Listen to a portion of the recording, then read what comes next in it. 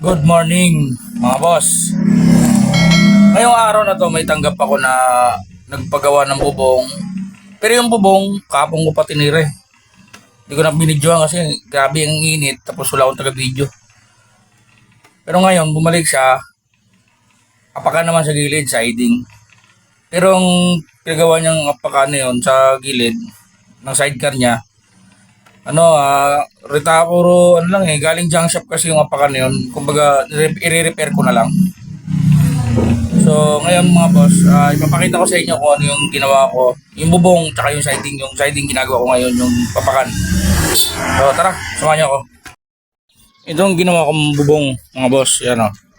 Simpleng bubong lang naman to. Hindi naman maarte may-ari. Kapong ko lang tinira mga boss, isang araw lang. Wala pa isang araw, kalahating araw yata. Tapos ang pera niya kasi 1,000 lang. Pinagbigyan ko na. Brutal kanya naman lahat ng materialis. Oh no! Ito naman yung apakan. Yan, puro putol dugtong na lang. Pinutol ko rito.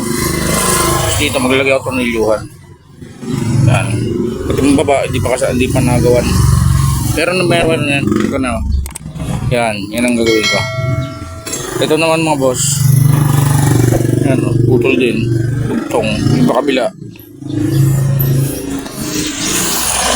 Kaya mamaya may kita nyo kung ano itsura nito pag natapos mga boss. Panoorin nyo na lang ako.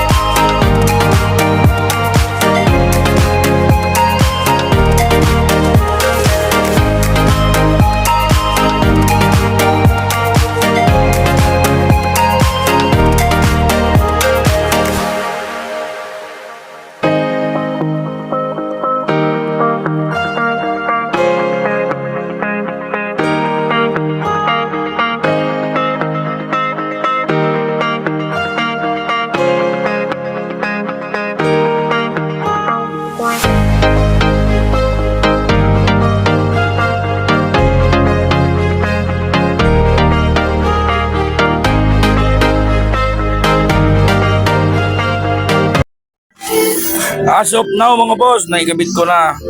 Yan, hintay nga ng tornilyuhan ng ating apakan.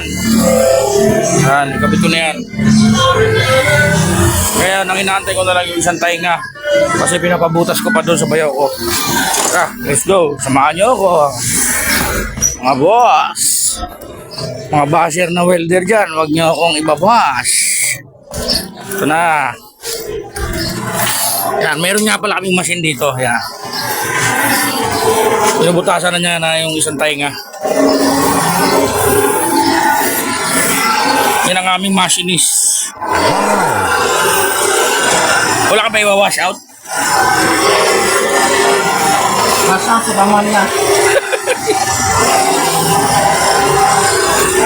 Yan, naantay na lang natin yan mga boss.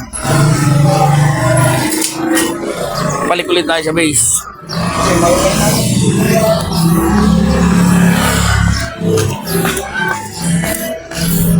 Haba ng tubo niya mga boss oh. Para yan dito sa bubong. Gusto kasi na may-ari dagdagan. Dito natin ilalagay mga boss.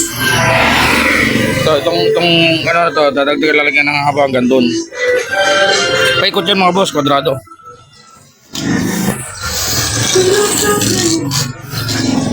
Ngayon, pahinga muna tayo. Grabe init. Di kaya.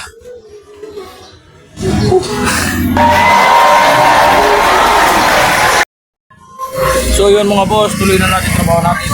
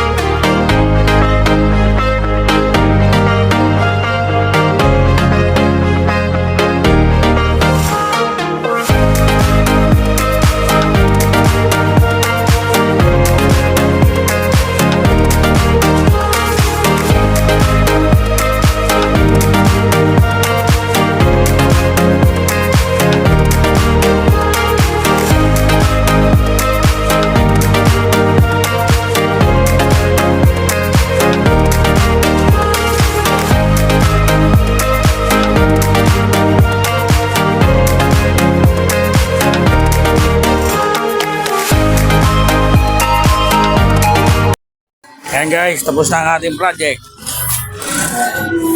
Finished product.